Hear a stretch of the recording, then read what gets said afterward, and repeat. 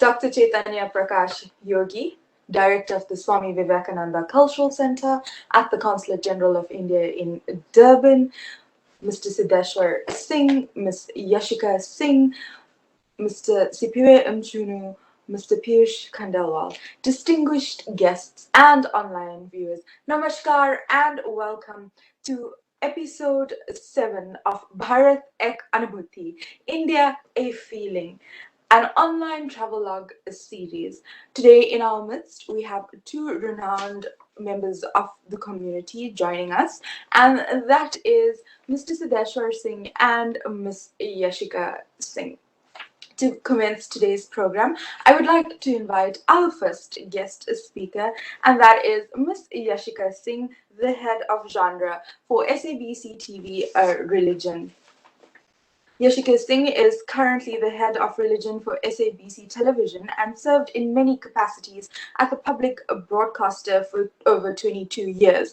In the early years, she was involved in production, script writing, directing, and presenting television shows that spanned many genres of work over the years. She was also employed at SABC 3, where she worked in an international acquisitions program, acceptance, scheduling, and programming. She later moved to SABC 2, where the religious department was housed, and later moved to SABC Content Hub. She thereafter worked as a commissioning editor in the religious unit for many years, working on a range of formats from magazine shows, signature series, worship, drama, children's programming, documentary, and commissioned local international award-winning films for long-established issues of faith series at the Asia Pacific Institute for Broadcast Development for the SABC. She has commissioned the film I Am That, which came second in the Best Documentary category in Thailand Film Festival. The signature series Global Warming, A Religion, A Vision of Paradise won the Old Mutual Award for Best Environmental Documentary Series as well as the Best Script Award. She has been awarded the Best Documentary International for the film Issues of Faith, Good Vibrations for Promoting Peace and Harmony in the World in 2006. November 2008, SABC Experimental Training Program, and has attended Culture, Conflict and Communication course in Kuala Lumpur, Malaysia, organized by the Asia Institute for Broadcast and Development, AIBD, hosted by the Swiss government, and presentation by the Goethe Institute for Peace Journalism. She is currently the vice chair of the World Hindu Foundation, Johannesburg chapter. Her history of activism began as a student in the country's liberation movement at the time where grave injustices and prejudices prevailed. We welcome Ms. Yashika Singh to share her experiences with us on Incredible India today. Namaste and welcome, Yashika ji. Namaste. Thank you very much, Shristi ji. Thank you, CP Yogi ji. Dhanyavad, Piyush ji, and our other guests in the studio today. It's been an absolute pleasure to be asked to speak in this forum. And I think one of the key things of Bharat Mata is the fact that she is mother and that she takes care of all her world, with us being no exception. So I'm very, very privileged to have this experience to share just a little bit about India and my travels there. I was very fortunate to have first traveled about, say, 30 years ago with my young cousin, and it was our first experience coming to Mumbai. And I had no knowledge. I had, of course, some knowledge about Hinduism, and I studied, Hindu studies and philosophy. But the practical experience of going to India was something very different. And all I did was just, when we came into Mumbai, it was very dark because the planes arrived early in the morning. And I could just see these shadows of, shelters, not knowing what was to happen until about a few hours later, when suddenly I was confronted with the sounds of blaring hooters and people talking, and a strange, new, surrealistic awakening happened to me a few hours later. And I told my cousin, what is this? This is not like South Africa, it's very different.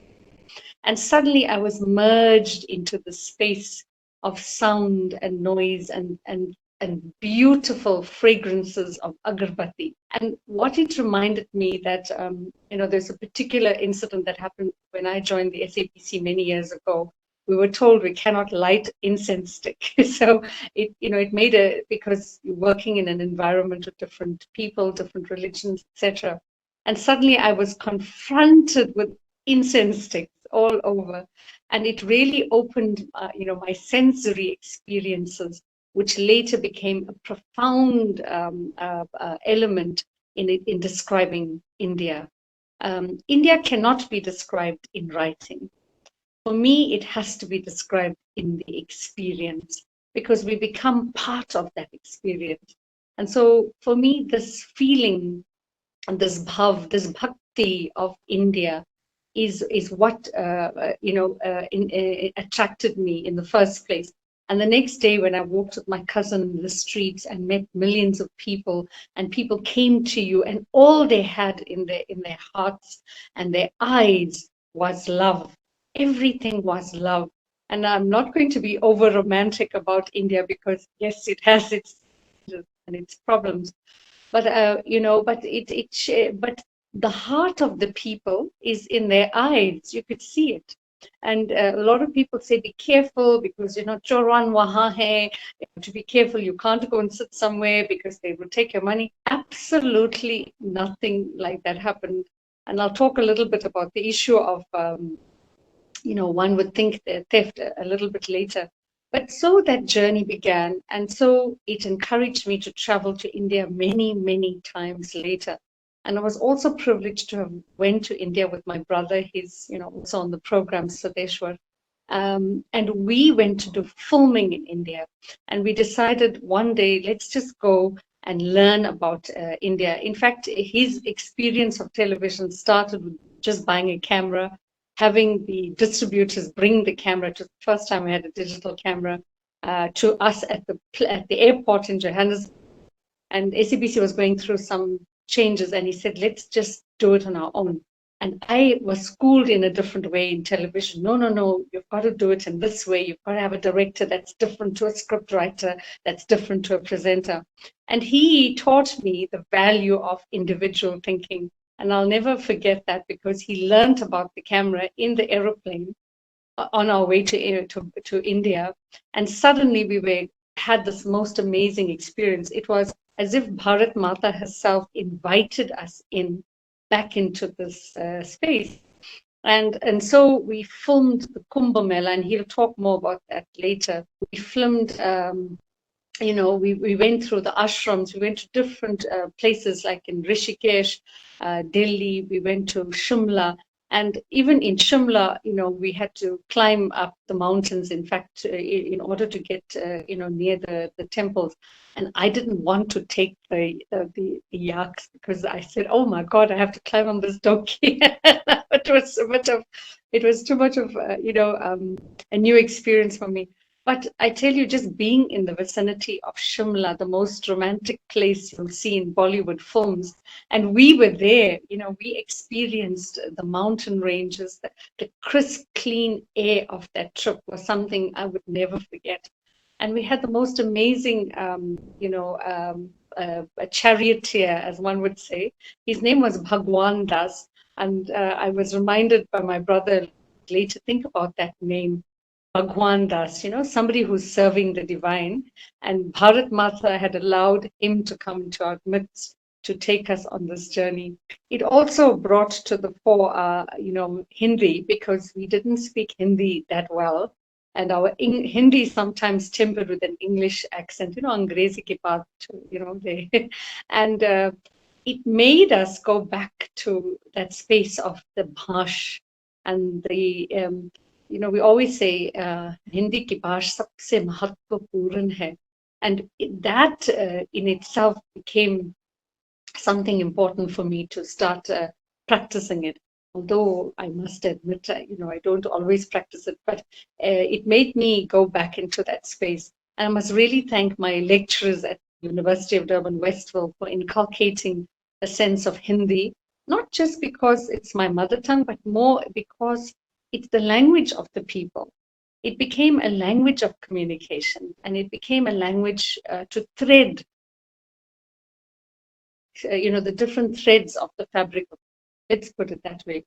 Because India itself is very diverse. And my journey from Mumbai to Delhi to Shimla to Rishikesh was absolutely beautifully amazing over the many times that I've traveled there. I'm not going to give too much of the dates. Maybe Sudha can add that later. But each city is an experience in itself. And if you take, for example, the beautiful sand dunes of Rajasthan, the rich texture of the land, the camels, the experience of that saffron color and the saffron dhwaj, the Bhagwat dhwaj for me is resplendent and reflective of that land. So for me, every time the Bhagwat dhwaj is raised, whether it's in our programs in our youth group or whatever, it stirs and ignites that spirit of selfless sacrifice that we should be embarking upon. And that became part of my own spiritual journey and my own journey in being involved in the community and in the Hindu space, as well as in the interfaith space, because it made you realize, Vedanta makes you realize that the principle of Vasudeva Kutumbakam, that we are one family. And so that for me became the journey of 1,000 miles in India. And I recall also, Rishikesh was a beautiful experience because we met for the first time. It was a very late evening, and we had traveled quite a few miles from Shimla to get to Rishikesh. And suddenly, we were faced with one of the swamis that came, and he was a little bit cross because he says the big swamis are all sleeping and you are disturbing us. So I got a bit cross. How can the swami scold us? And really, we are so tired. Can you not see that? And it was more my ego than anything else that had to be dissipated over a period of time, because Bhagwan tests you at different places. And suddenly, as we were going down the stairs, we said, all right, let's go and find a hotel and, maybe we'll come back a little bit later. There was a call, and we went back and we met the head of the ashram, which was where Swami Chidananda is, Parmath Niketan.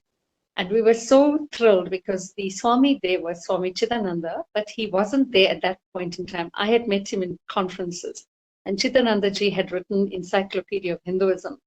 And at that time we met his guru, and it was such a privilege to have been in his space. And I told my brother, I said, just take the camera out because this is precious. We will never, ever get this opportunity to meet the head, the spiritual head of the Paramatma again. And I think we were very, very blessed to have met some of the most amazing people in our journey. And that evening we were fed the most bountiful meal you can imagine. We were given so much of love just by the darshan of Swamiji that we were full. We were fulfilled. And even the cross Swami came back and he understood who we were, and we understood the journey in time. And I think it made for a very, very special feeling. The next day we walked on Lakshman Jhula. We met sadhus meditating, and we even asked permission for some of them to take some of the footage. And up to now, we have the most precious footage of that period in time. It was a journey of a beginning of our unfolding, and my unfolding in particular, but it was also a journey of the visual.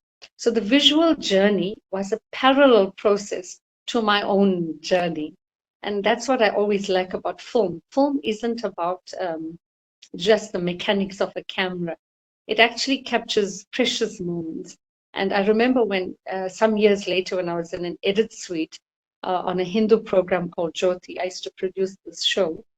And we were doing a story on Sri Satya Sai Baba. And he wasn't my guru at that time, he was my guru later.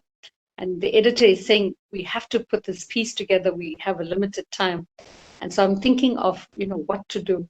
And a page opened, and in there was a little quote that said, if you want to know the truth about me, point the lens of your camera to me. So it was very special because Swami became, is Bhagwan for some of us in terms of the Sampradaya. And that also unfolded a new awakening. And so it also began when I went to visit Uttarpati in the south of India. To have that experience and darshan of Sri Satya Sai Baba was absolutely amazing. There was a program where we were, we sat in the back, but Swamiji was there and he had given the blessings to so many of the devotees. And it can only happen in India. It cannot happen anywhere else, where millions of people come and are housed in this massive auditorium, absolutely disciplined, no chaos whatsoever. And those are some of the lessons that we can learn in our country and the rest of the world, how India can teach you discipline. And Swamiji had come there, he had blessed people, and different people from different parts of India, particularly the indigenous traditions, had the opportunity to showcase their languages and the culture. And it showed how incredible India is. It truly is incredible because it brought together the different faith traditions. It brought together the different indigenous traditions from Assam, from Nilgiri, from different spaces of the tribal regions of India. And for me, it's something that I still want to do, is to do these documentaries and for them to share their story. Because if we do not capture the story of our ancestors, then we have failed as a community. And I believe that television becomes an even important role to play, and even the medium of the webinars, because it is capturing history as it is happening. And with this COVID pandemic that is happening, one of our trips has been to the Ayurvedic centers in Kerala. And another one, the recent one has been the Republic Day in 2020, where I think it was 2020, yeah. Prime Minister Modi had made it available for us to travel, so a journalist, so that we can experience the richness and the diversity of India. And we traveled with many journalists who are not Hindu, but who wanted to understand what is this passion of India, what is this space of India called. And one or two of them expected, they were of a different religion and they thought there might be problems between Hindus and Muslims. And when they came to India and they experienced the hospitality and they went to Akshardham, they even cried because the heart was touched. And that is the beauty of India. It doesn't matter what race you are, what religion you are. The moment you step on her soil and you bow down and do pranam to Mother India, and you take the dharti and you put it on your forehead, you become one with her. And that was, for me, one of the most exquisite experiences of India. Another little story I can narrate is the king and the beggar. I often tell my friends, I was traveling to the conferences, the indigenous people's conferences, and I've been very lucky to have been invited at different conferences. So I've worked with the Mayan tradition, the African religion, the Native Americans, the people from England, even the indigenous traditions of Saudi Arabia, who are not part of the mainland religions. They go back to the ancient spaces. And when you hear their chanting, it's very similar to the Rig Veda. In fact, one of the shlokas which I always quote is Krinvanto Vishwamaryam, which is let us ennobilize the world. And it is the same sounding words in Native American, which means Mitsuyaki Onyasin, let us ennobilize everyone. And in the Gregorian, ancient Gregorian traditions, so the sounds become so intrinsic to the different religions. And when I happened to do the documentary Good Vibrations, it was to capture those sounds, because ultimately the sound transcends language, it transcends religion, transcends faith. It just the essence. And we are invited always, whenever we sound Om, it doesn't have a language or culture or anything. It's our, yes, it comes from the Vedas, but it's so rounded that it's like the Garbhagriha of the universe. It's this entire womb of creation, which is what our Vedas extol. So that simple word Om, you find it in these traditions. And so in the passage of time, when we prayed with the indigenous traditions, we did the fire libation ceremony, we did the water libation, just like we do with the Zulu people in South Africa and the Khoisan, the original people here. So it also explored new avenues that India was teaching, that it showed that the continents, doesn't matter where they are, they actually become one, and we can become one. And in fact, history has proven that the continents were one before the deluge and the Mahapralaya, etc.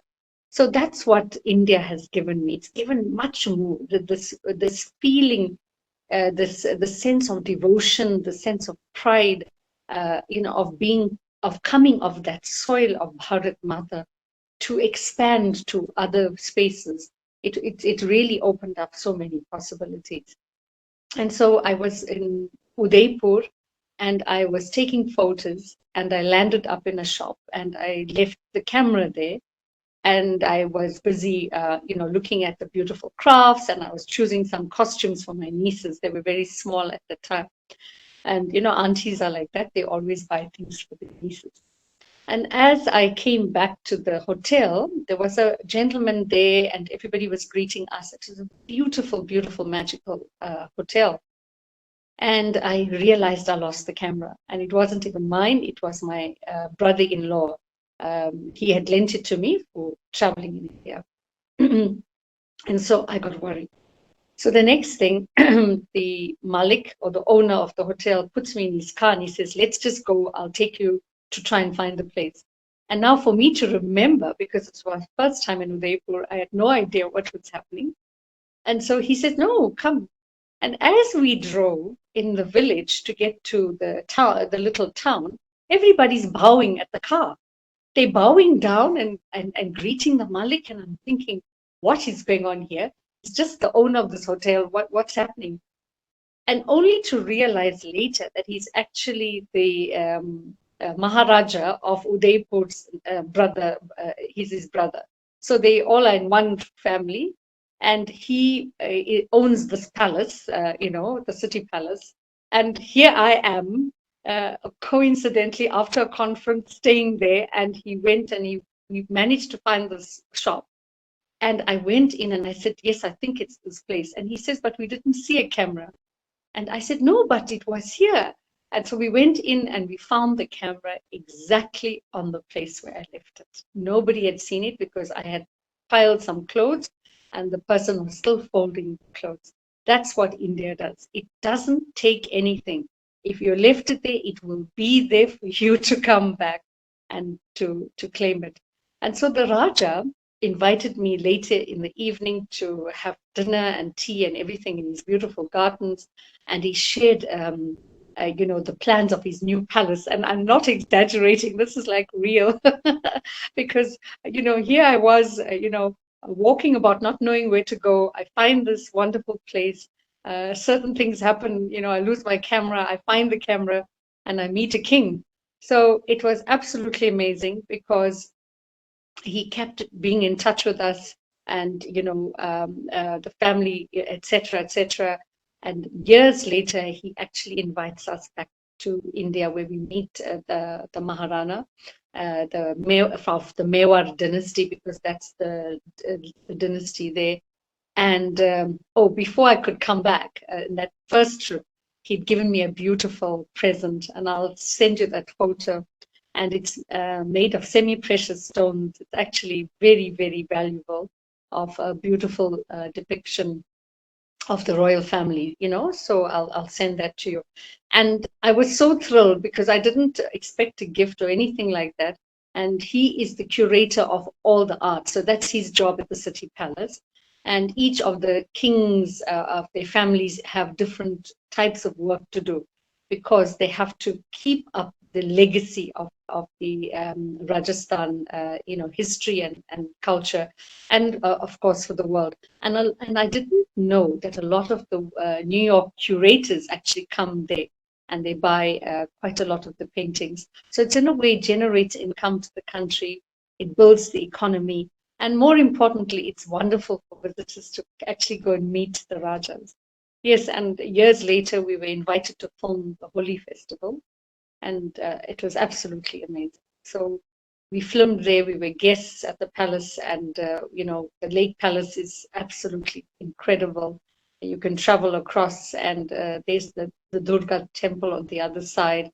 But to actually meet the royalty and have them talk with you, and they're just ordinary people, was really something. So yes, my journey took me on many different levels. I met swamis and rishis. I've met, I've stayed in ashrams, and I've also experienced the bliss of just being in the space. And for me, it's almost like heaven. So I think Bhagwan teaches us many lessons, and he takes us on different spaces. Part of the other type of our journey has been with my aunt, my pua, who travels a lot because she, does the buying and selling. And she just knows everybody. She knows how to do the bargaining and whatever. I just receive. So for me, it's India's bliss is her gift to humanity, and we are so proud to have. When there was another incident, I stayed in a forest because we were also part of a different conference, and we didn't have a place to bath. So we had to bath in the river because we were traveling right into Chhattisgarh. And if you know, Chhattisgarh is the Naxal territory. So a whole lot of journalists and indigenous people had to go there. And we were at the Shabri temple. If you know the story of Shabri in the Ramayana, it's a very, very significant story about humility, etc. And it was that temple of Ram that was dedicated to the indigenous people in the forest. And the Swayamsevak Sanghs are the ones that look after the place. So HSS and RS is very strong in that. So a few days later, there was a very special guest that was coming. And this now I'm talking about was about 15 years ago. And all the indigenous traditions came, and then they had to got a beautiful scarf. And everybody received a scarf, and then from this person. And so they then said, oh, we have a sister. She's not from the indigenous tradition. She's actually from her old tradition from Bharat, but she lives in South Africa. And would you like to meet her? And the person said yes. So I go up on the stage, and this entire stage is about like 100,000, 200,000 people are waiting to see this person. And the person happened to be the chief minister of Gujarat, who was now Prime Minister Modi. So at that time, he was the chief minister of Gujarat. He had come to inaugurate the new Sanskrit University, and he had come to Chhattisgarh. And I went there, and he had put the shawl around my shoulder. So I have it with me. I will send you a picture of that. And it's very, very special. It's Jai Shri Ram, on it. And it was very significant because he was one of the most sought after people in India. He was deeply controversial before he became the prime minister. But his intention to uplift the poorest of the poor is still in that person and that individual. So even if he takes sannyasi, soon he might do that at some point, I don't know. But the character is still the same. It has not changed, it has not deviated. And he sees himself as a leader, not because of attachment, but he sees himself as a leader to guide, to help, and to mentor. And that is his duty. Ultimately, he might have to leave because you don't want that idea of attachment. And that is so true of our Hindu faith. So eventually, meeting him and meeting him later as a Prime Minister was absolutely remarkable and incredible. So thank you so much. I think I took over too much of your time. Thank you so much, Ms. Yashika Singh. I mean, your experience has just been so profound and intriguing to all of us. Thank you so much for sharing that anubhuti with us. But before we conclude, we would like to show a screen of video on Incredible India.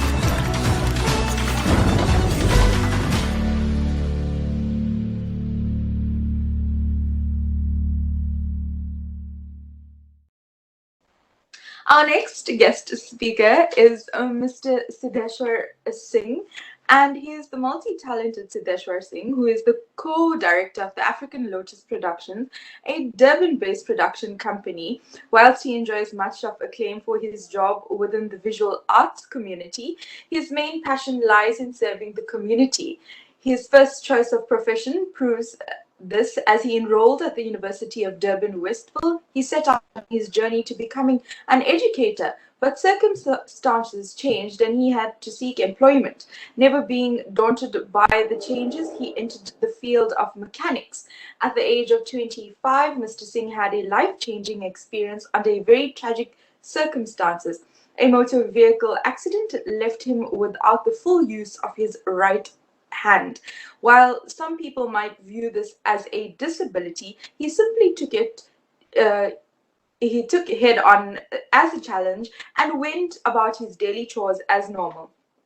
An inspiration and role model within the Satya Sai Seva organization, he cites his guru Sri Satya Sai Baba as a beacon of light in these very trying times. In spite of a busy and high-profile production career that often takes him out of the country on numerous shoots, Mr. Singh remains firmly grounded. He is actively involved in a range of community initiatives, and his spirit of volunteerism has nurtured him during the struggle years as a student at the Ernst Weil University, and that of responsible for providing support to the disadvantaged pupils of Shallcross, and spends his free time providing service or seva at the Satya Sai School and at the Claywood Hospital since 1999.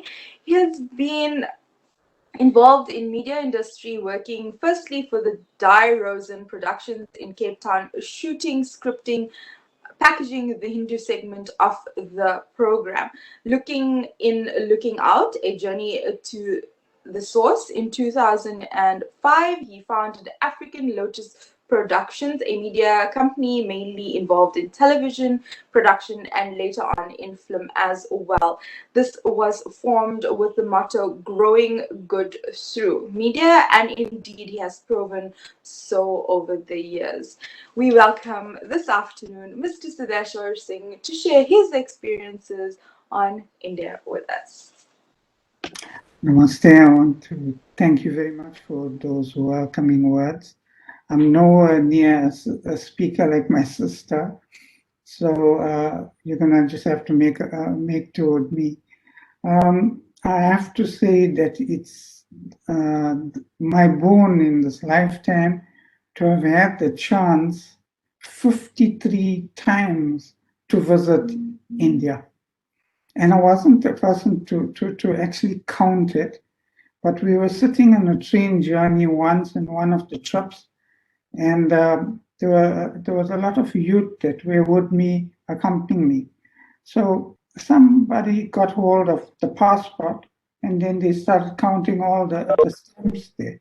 They're in and out of the country. And then it just dawned on me that really, should I go so many times? But that's one passport. I got another passport at home, the old one. So then that's how I started counting it. And my journey to India actually began, it was a growth spurt for me in my own life after that accident that you spoke about in the introduction. It was a life-changing incident where some might think, you know what, it left me without the use of a hand, and but it actually opened up so much of myself to the world. I couldn't have grown so much if that incident didn't happen. It expanded my life, my consciousness, and it gave me a love for India that's like irrevocable. I always come back from India supercharged, and I can put up with the worst that is happening around me because India gives me so much of life. Once, when I was asked to describe India and what India, the experience of India can be, I remember saying this: in a spectrum of light, you get infrared to ultraviolet. But with India, you get infrared, and I'm going to try with other hand now, and you get ultraviolet. It's the same thing, but it's in such an expanded way. It's unimaginable. You have to go to India to experience India. It is completely unique. When they say incredible India, it is really incredible. In all those trips that I made, I've come of India that is so original. If you look at philosophy, India will take you to the nth degree to understand civilization, to understand where you come from and where you're going to. And if you take medicine, India will take you to a completely original field of understanding how to become a more wholesome being. If you look at Ayurveda and the treatment, thousands of people still go to India, myself included. I have also advised people because I've been ill and India made me better. And it's like I'll give you this example. I wasn't a person to like massages. I don't like all those things. But lots of travelers like those things. Once I had a problem with my back. And I remember before leaving to India at that time, I was on an assignment and I had to walk through the streets of Durban because I was busy filming the Durban Diwali festival. And I was looking at every opportunity because of the back pain to jump onto a vehicle so that I don't have to walk with the camera for so long. But I went to India with that pain, and somebody told me, you know what, just go and see it. It says Kerala Ayurvedic. Let's just go and see it. So I went over there and I spoke to this person. It happened to be the doctor. You cannot make out, as my sister pointed out, titles are in the West. India is completely humble. You won't know who is the prime minister. They're wearing the simple attire and the sandals, and they go about their business. This person approached me, and he told me he listened to me. He looked at me. He just put his hand on my wrist, and then after that he told me there'll be a treatment here. It will be for a week. Then I had this smugness with me, and it smacks of our ego, I think. I told him, oh, okay, so I'm going to have this treatment for 7 days and I'll end up feeling a little bit better.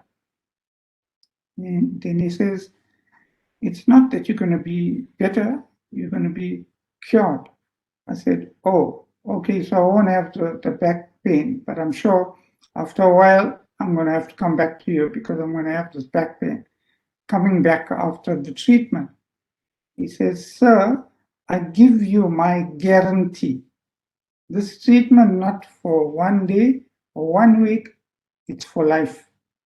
And I had just come to meet him after a surgeon in my own country told me that the cure for my back pain is a fusion surgery where they have to fuse the vertebra because the disc is degenerating.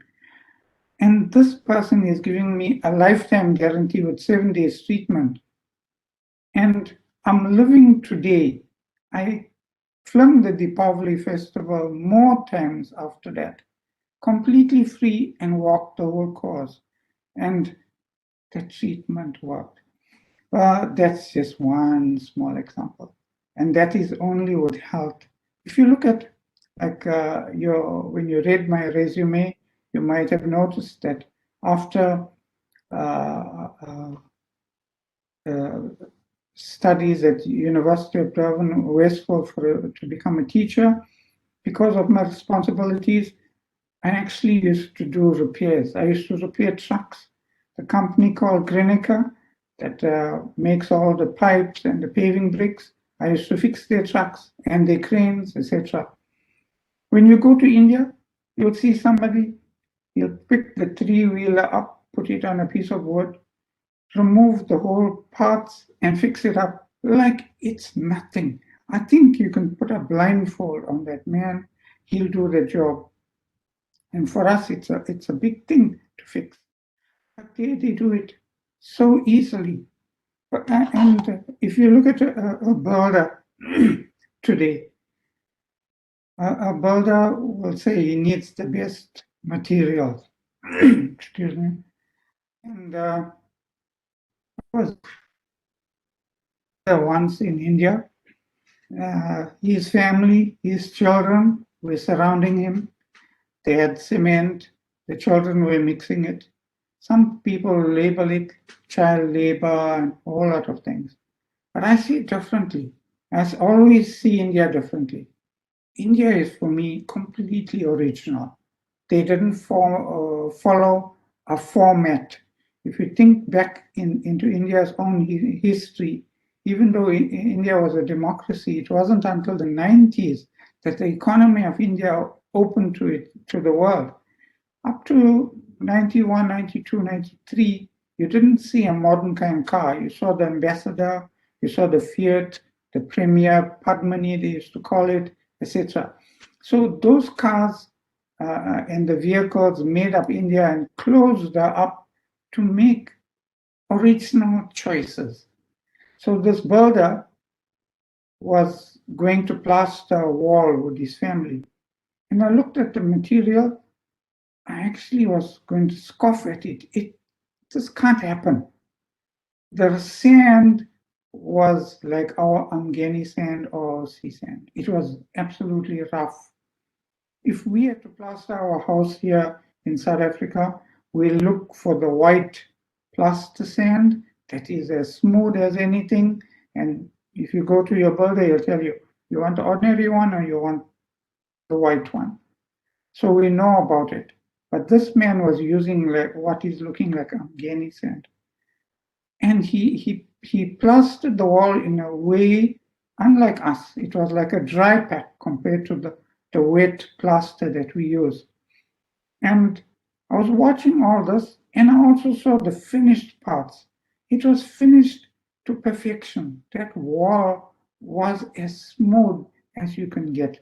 And that is just one example again that I'm giving you of India's own original kind of thinking, the mechanics, the healthcare that I mentioned, the building that I mentioned. And not long ago in the 90s, if you went to Bangalore, the main road was MG Road, Mahatma Gandhi Road, and they were filled with stalls of people selling the wares. Of course, now if you go into MG Road, there's it's completely changed. There's a mass rail transport going overhead with the new superfast trains going to the suburbs, etc. All automatic. The changes in that's taking place in India is indescribable. So what we see in the stalls and the people who are selling now has been replaced by the creme de la creme that the world can take in terms of thinkers, the language of the computers. And if you look at Bangalore, we had the chance to go to a place called Electronic City. And there, if you have to go into Bangalore and go take a transport to that place, you'll think that you're in the UK or you're in America, because that city is designed from the ground up, completely state of the art. There's office parks, there's places in between the buildings that still conform to Vastu, because remember, Vastu will want the center of the building to be open to the skies. That principles are there. To an outsider, they'll not see it. They'll only see these modern Western buildings. But to a person from India, he'll understand the essence of Vastu Shastra.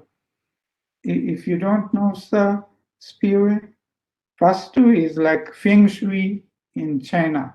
It's like the science of everything that you place in property, land, and buildings. The northeast part of a city, for example, will be always dedicated to the people that pass on. If there's a burial place or a crematorium place, if it's done with Vastu, then that will be in the northeast part. In the northeast part of India, one of her cities that's world renowned, the oldest city in the world, they say, people go to when they want to expire from the bodies, the last, but thousands of people, the last stage of their lives, will go there so that they can pass on in this holy city. And we might see India with a lot of superstition. I'll agree to some extent that it might be true. But if you look beyond that superstition, you'll see in it so much of science. India doesn't do anything illogically. Everything is based on logic. If you understand science, science is pure logic. So if you think, like my sister mentioned earlier, You arrive over there and there's a blaring of horns. People who are not accustomed to it might take offense to it, but anyway, it makes a difference. India is unique. You'll hear those horns.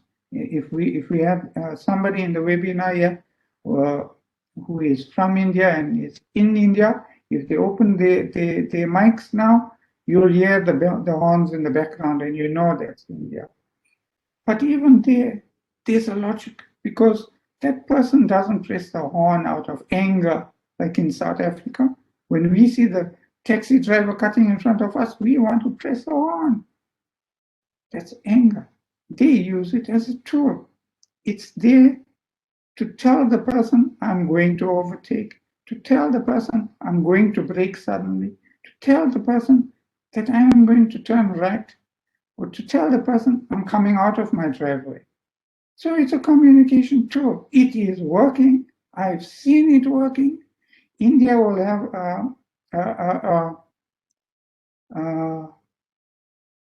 a place, we call it a 4-way stop state.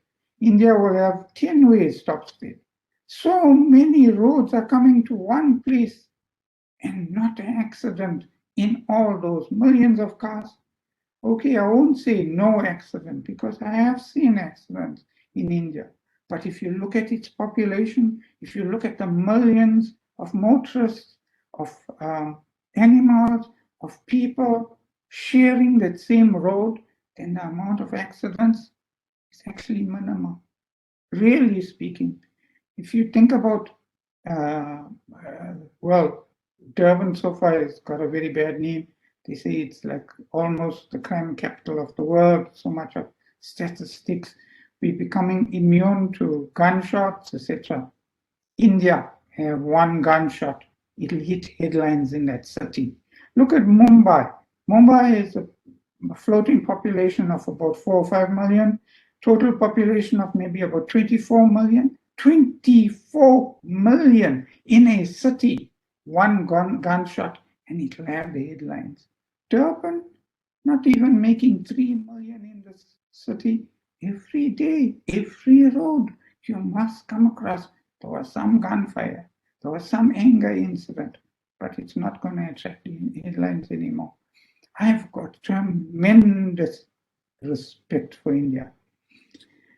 It so happened, and it might be divinely orchestrated as well. Behind me, you'll see that there's a map of India. And next to it, there's a calendar with a picture of my guru, who taught me everything that I know about India, her people, and the world. I've grown up to love India, for what India stands for, from the tiniest iota, from the person who is mending the clothes or washing the dhobi, who does that with so much of love and perfection, to the person who designs the rockets that land on Mars. Do you know that every 24 minutes, India has a satellite in Mars, and in every 24 minutes, it communicates with that satellite? It takes 24 minutes for a microwave to be transmitted from India to reach that rocket, that satellite in Mars. And it can direct that satellite to take a picture, or to turn around, or to go lower, or to go higher, etc. That's amazing, India. And in all humility, last year around June, the whole world, as India was going to land a craft on the moon, I was championing her. Maybe I got this prejudice, but if you call it prejudice, I can tell you 53 trips later, for me not to have the prejudice teaching me with every trip so many things that are original. It doesn't matter if that spacecraft doesn't land properly for me, because there'll come a time, another time, when there wouldn't be a break in the signal and that craft will land because it went as far as 1 kilometer away from the moon's surface before it dropped out, and nobody knows what happened. Okay, so for me, I'll never look at it as something that will put India down. I'll always look at it as India's achievements are something that we in this country should emulate. We talk about the fourth industrial revolution. Where are we as South Africa? We are not creators, we are consumers for the majority, major part of it. But in India, India is majority creators. If you look at the silks, and if you look at the myriads of designs that come, no two are alike. The colors, the vibrancy, the originality. Look at somebody who's doing the welcoming mat for guests in front of their homes. My sister will bear me out. We watched and we filmed how they take a little bit of flour, add a little bit of hardi, add a little bit of lime, because when you add lime juice to hardi, hardi is the perfect yellow. The perfect yellow becomes the perfect purple. The same hardi becomes your dot that you put, the deep crimson dot. So India's originality is there, and India is not mean. India wants to share. The world needs to open itself more to take this knowledge, to receive it, examine it. Like my sister pointed out when she spoke about my guru, the guru's words were, if you want to find out the truth, turn the camera to me. And the world it should do that for India. They should take the camera, find out what India has to offer, because generations to come will only benefit from India's original kind of thinking and thought. And India only gives and forgives. They say love lives by giving and forgiving. Self, which is the ego, lives by getting and forgetting. So we mustn't live by getting and forgetting only. We must also learn to love by giving, just like India gives. We had a chance, as my sister pointed out, to go to India together to film. And on one occasion, it was during the Yoga Day celebrations, maybe about 3 years ago. There were millions of people that assembled in the city, waiting for the Prime Minister to also grace that national event. The day rained, but the event did not rain out. The Prime Minister came in the rain. He did the yoga in the rain. The cameras had to cover themselves. We included had to cover our cameras. We took a yoga mat and made it umbrella so the camera was safe. But that event with the millions went ahead. So nothing negative. You always take your best step forward. And India leaves that lesson to us. You can see in my life, I got that passion to talk about it. And if you look at my company, Lotus, because Lotus is the symbol of India, but I can never forget the country and the land that nurtured me, the soil that carried me and fed me is Africa. Africa is me. But I think what I'd like to do is bring a little bit of the values and share it, because Africa can also be nurtured by India's values and teachings. India has a lot to offer the world. India has always put its hand out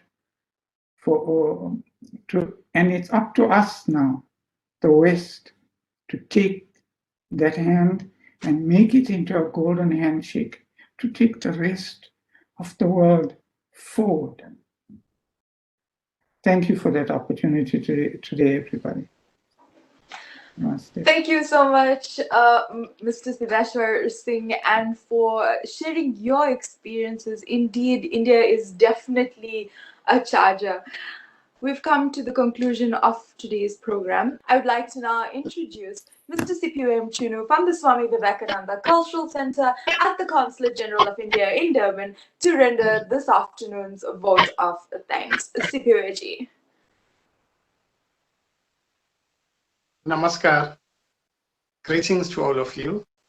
On behalf of Swami Vivekananda Cultural Center at the Consulate General of India, I am so delighted today to deliver a vote of thanks on episode 7 of the program, India a Feeling. This is an online travelogue series. So allow me to thank our guest, our online guest, Ms. Yashika Singh, head of Genre SABC TV Religion, for her great remarks and also about the experiences that she had in India. I understand her first visit took place 30 years ago, but the way she is narrating her story is like it happened yesterday. Thank you, ma'am, for taking us through your journey that took place 30 years ago about the India that we all know. Secondly, I'd like to thank Mr. Sideshwar Singh, a co-director of African Lotus Production. For him also, he did a great job for narrating her experiences about the India that all of us know. To both of you, Yashika ji, Sideshwar ji, Dhanyavad for the great narratings. To Director Swami Vivekananda Cultural Center, Dr. Chaitanya Prakash Yogi, Sristi Harinarayan, Sri Piyush Khandelwal, thank you very much for making sure that today's program runs very smooth. Lastly, I'd like to thank all our online viewers who participated on today's program. To all of you, I'd like to say, please visit our Facebook page so that you will be updated about all cultural activities organized by Swami Vivekananda Cultural Center in Durban. To all of you, once again, have a wonderful evening. Namaskar.